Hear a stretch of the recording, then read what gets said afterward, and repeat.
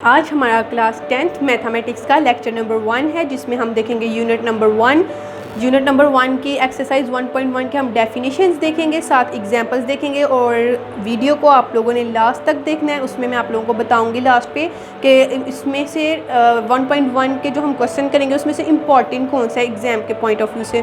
और हम कुछ क्वेश्चन इस तरह से किया करेंगे कि जो से हम डेफिनेशंस पढ़ा करेंगे, हम उसी डेफिनेशन के से रिलेटेड जो से एग्जाम्पल होगी पहले वो किया करेंगे, फिर हम उससे रिलेटेड जो से एक्सरसाइज के क्वेश्चन होंगे फिर हम उनको अटेम्प्ट किया करेंगे। देन लास्ट में मैं आप लोगों को बताऊंगी कि जो से हमने क्वेश्चंस किए हैं उसमें से कौन से क्वेश्चन आप लोगों के बोर्ड के पॉइंट ऑफ व्यू से इंपॉर्टेंट है।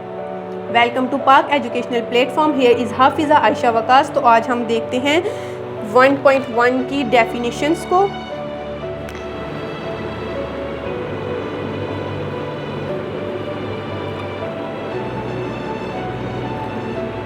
डेफिनेशन सबसे पहले इसमें हमारे पास डेफिनेशन है क्वाड्रेटिक इक्वेशन की।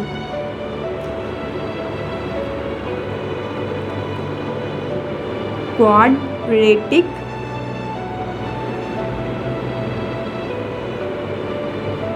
इक्वेशन की।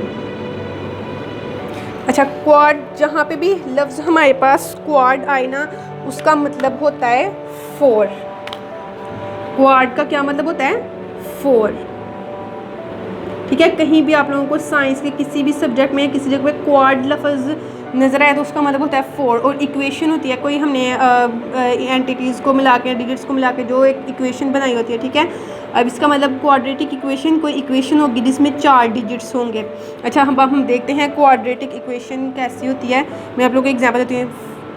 ax² plus bx plus C is equal to 0, इसको क्वाड्रेटिक इक्वेशन कहते हैं। देखो इसमें 4 उन्होंने एंटिटीज़ दी हुई हैं, एक ये और एक ये। ठीक है, अच्छा अब उन्होंने कहा हम इसको क्वाड्रेटिक इक्वेशन क्यों कहते हैं। उन्होंने कहा है कि जिस इक्वेशन में हमारे पास एक अननोन वेरिएबल होगा ना, अननोन वेरिएबल अब हम किसे कहते हैं, जैसे हम यूज़ करते होंगे आप लोगों ने 9th में मैथमेटिक्स में या छोटी क्लासेस में भी मैथमेटिक्स में x यूज़ करते होंगे, y z, क्या आप लोगों ने इसकी वैल्यू फाइंड करनी होती होंगी।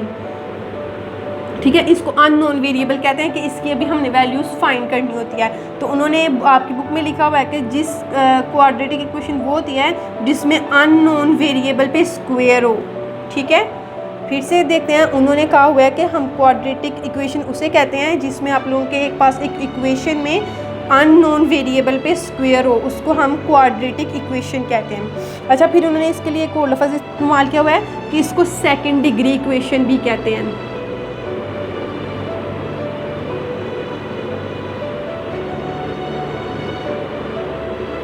Second degree equation. अच्छा, अब हमने देख लिया क्वाड्रेटिक इक्वेशन से क्यों कहते हैं। मैं आप लोगों को बताती हूँ इसे सेकंड डिग्री इक्वेशन क्यों कहते हैं। ये आप लोगों को दोनों तरह से आ सकते हैं, क्वाड्रेटिक इक्वेशन करके भी और डिफाइंड सेकंड डिग्री इक्वेशन करके भी। अब हम सेकंड डिग्री इक्वेशन क्यों कहते हैं, क्योंकि इसमें सेकेंडरी डिजिट्स यूज़ हो रहे हैं। हम जैसे हम अगर मैं कहती हूँ प्राइमरी, हम उन्हें कहते हैं जैसे हम 1 2 3 4 ये लिख रहे होते हैं, और जब हम x y z लिखाएं तो इसे हम कहते हैं ये सेकेंडरी डिजिट्स हैं। ठीक है, इसलिए इस इक्वेशन में सेकेंडरी डिजिट्स यूज़ हो रहे हैं, इसलिए हम इसे कहते हैं सेकेंड डिग्री इक्वेशन। अच्छा, अब वो नीचे उन्होंने इसमें आप लोगों के साथ पूछा हुआ है कि जनरल क्वाड्रेटिक इक्वेशन क्या होती है। जनरल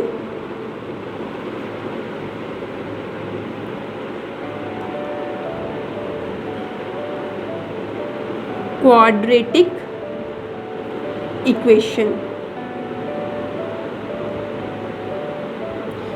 और जनरल क्वाड्रेटिक इक्वेशन को हम स्टैंडर्ड क्वाड्रेटिक इक्वेशन भी कहते हैं।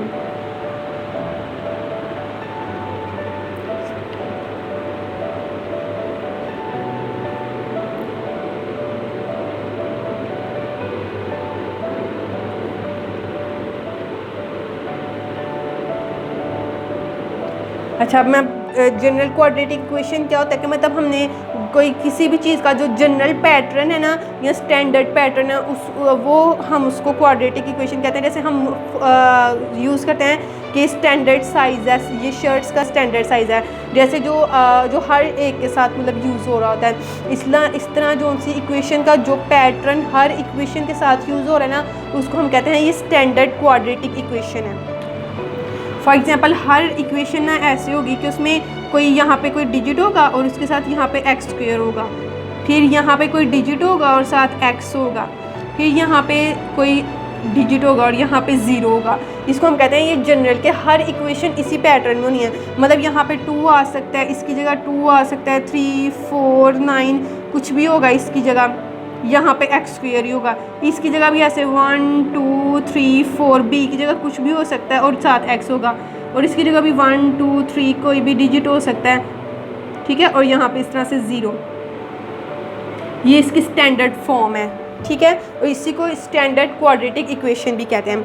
अब इसी तरह एक होता है प्योर क्वाड्रेटिक इक्वेशन, ठीक है। अब देखते हैं प्योर क्वाड्रेटिक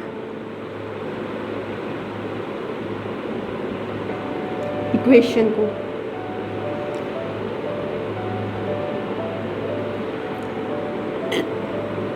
अब प्योर क्वाड्रेटिक इक्वेशन क्या होती है, उसमें भी इसी तरह ऐसे मतलब डिजिट्स लिखे होंगे, ax का square plus bx plus c is equal to 0। अच्छा, अब वो पता क्या कहते हैं, कह रहे हैं कि हमने इनको आगे आप लोग एक्सरसाइज में ना इसको सॉल्व करेंगे। अगर इसको सॉल्व करके हमारे पास 0 आ जाए ना, तो उसको हम कहते हैं प्योर क्वाड्रेटिक इक्वेशन है ये, कि बिल्कुल प्योर है, इनको हमने आपस में सॉल्व किया है तो वो 0 आ गया है। फॉर एग्जांपल अगर हमारे पास यहाँ पे वैल्यू होती एक्स स्क्वायर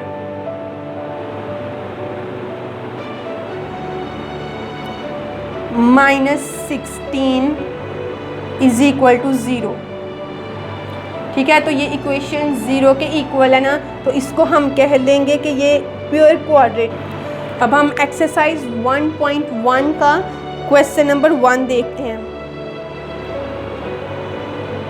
अच्छा, क्वेश्चन नंबर 1 में क्या लिखा हुआ है कि हमने आपको क्वाड्रेटिक इक्वेशन दी हुई है, उसकी स्टैंडर्ड फॉर्म, जनरल फॉर्म जो मैंने आप लोगों को बताया डेफिनेशन में, ठीक है, उस फॉर्म की उन्होंने हमें क्वाड्रेटिक इक्वेशन दी हुई है और हमने उसमें उसको प्योर क्वाड्रेटिक इक्वेशन में कन्वर्ट करना है। फॉर एग्जांपल उन्होंने हमें ऐसे कोई भी जनरल फॉर्म दे दी हुई है 7x plus 3x plus 4 is equal to 9, उन्होंने हमें ऐसे दे दिया हुआ है, ठीक है। और हमने उसको ऐसे इस तरह से सॉल्व करना है कि यहाँ पे कोई भी डिजिट्स हो, यहाँ पे 0 आ जाए, इसकी जगह पे 0 आ जाए, हमने उसको सॉल्व करके यहाँ पे 0 लाना है, ठीक है। जनरल उन्होंने फॉर्म हमें दी हुई है और हमने उसको प्योर फॉर्म में कन्वर्ट करना है।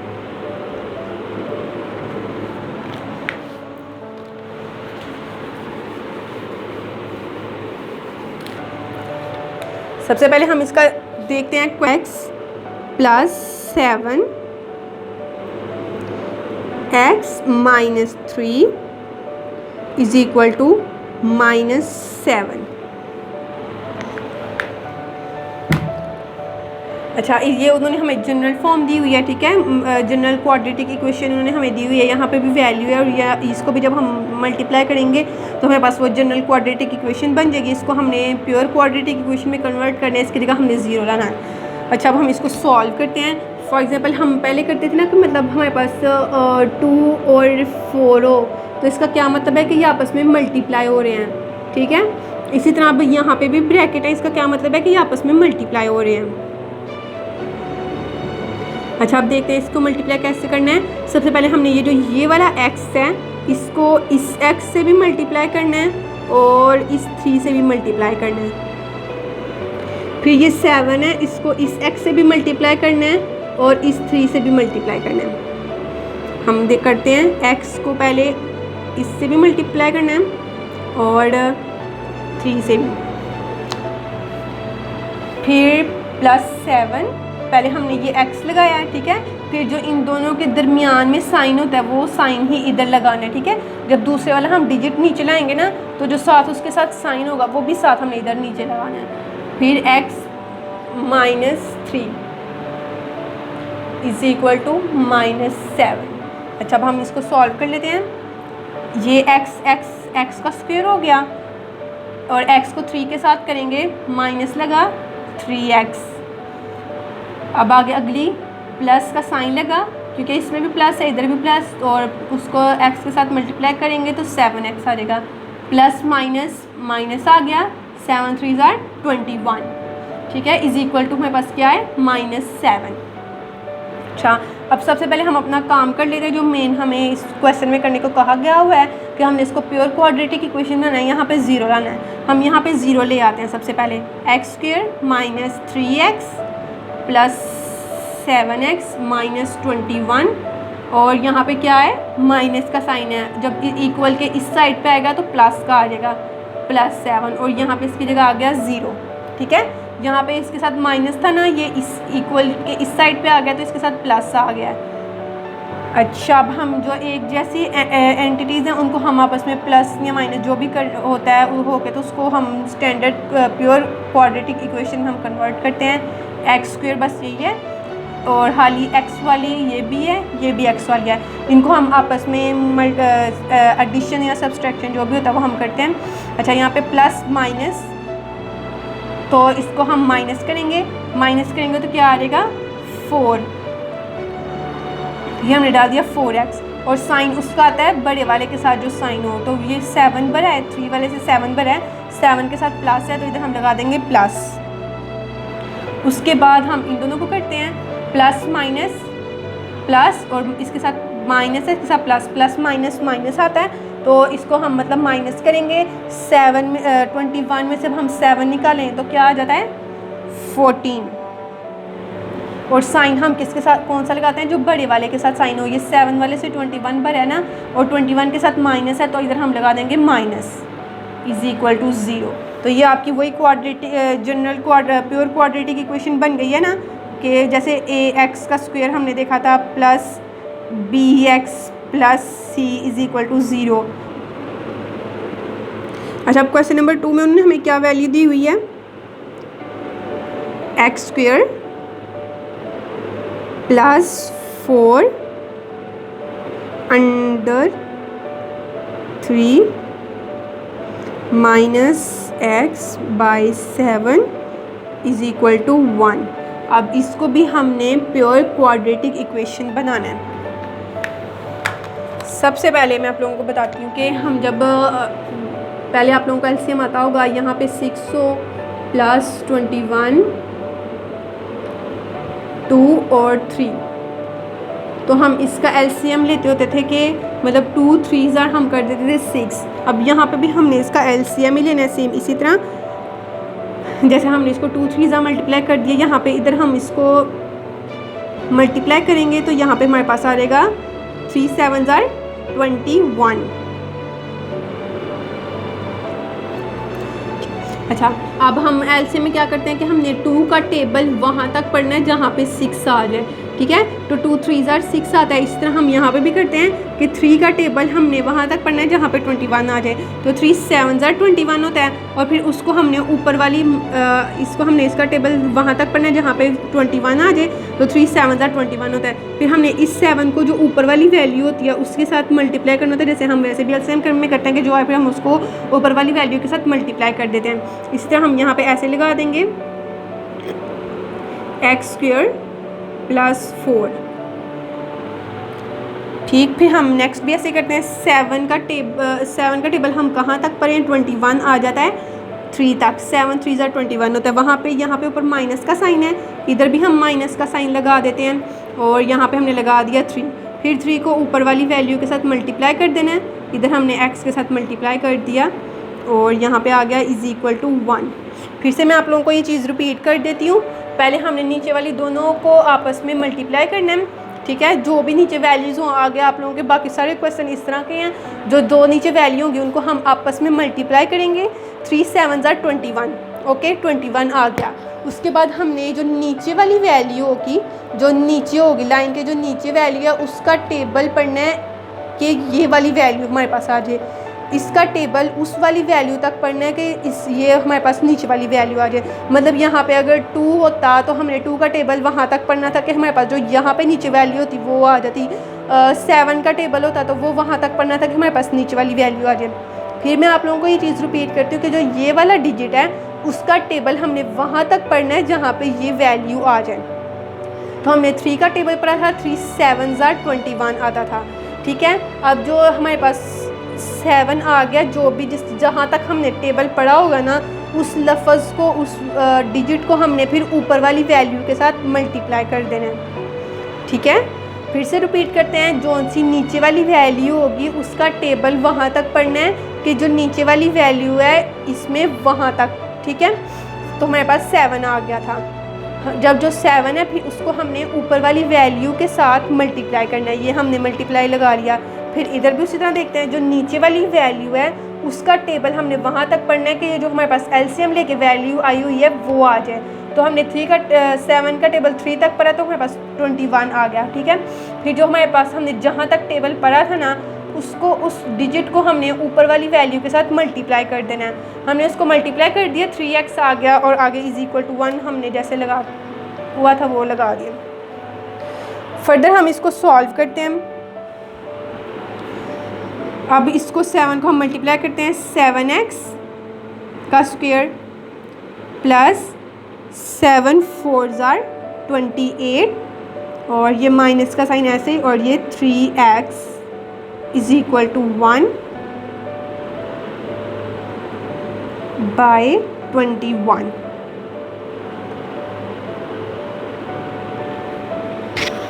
अच्छा, अब ये 21 यहाँ पे डिवाइड हो रहा है तो जो चीज़ इक्वल टू के इधर डिवाइड हो रही हो हमें उस साइड पे लेके जाना हो तो वो मल्टीप्लाई की हो जाती है।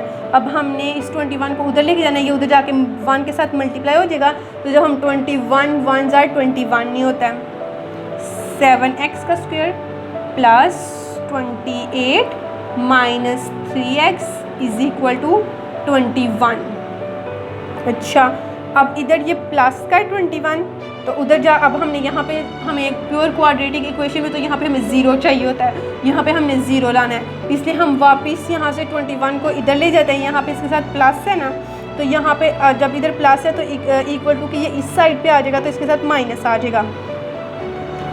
7x का स्क्वायर प्लस 28 माइनस 3x और यहाँ पे क्या आ गया -21 =0। तो उस साइड पे तो हम 0 ले आए। अब इस साइड पे हमने क्वाड्रेटिक इक्वेशन बनानी है। अभी यहाँ पे आ गया 7x का स्क्वायर और पहले हम ये 3 लिख लेते हैं, x वाली वैल्यू -3x और जब हम -21 और +28 को करेंगे तो प्लस माइनस माइनस होता है, इसको हमने माइनस करना है। 28 में से 21 को निकालेंगे तो हमारे पास क्या आ जाता है 7 और साथ साइन किसका लगाते हैं बड़े वाले का। तो 28 बड़ा है 21 से और 28 के साथ प्लस है तो इसलिए हम यहाँ पे साइन लगाएंगे प्लस का। ठीक, और ये आगे हमारे पास +7 =0 और ये भी हमारे पास आ गई quadratic equation, pure quadratic equation ये भी हमारे पास बन गया है। बाकी भी आप लोगों के जो इस क्वेश्चन नंबर 1 के बाकी क्वेश्चन हैं वो भी सारे बिल्कुल इसी तरह से हैं, आप लोगों ने वो सारे सॉल्व करने हैं इसी तरीके से।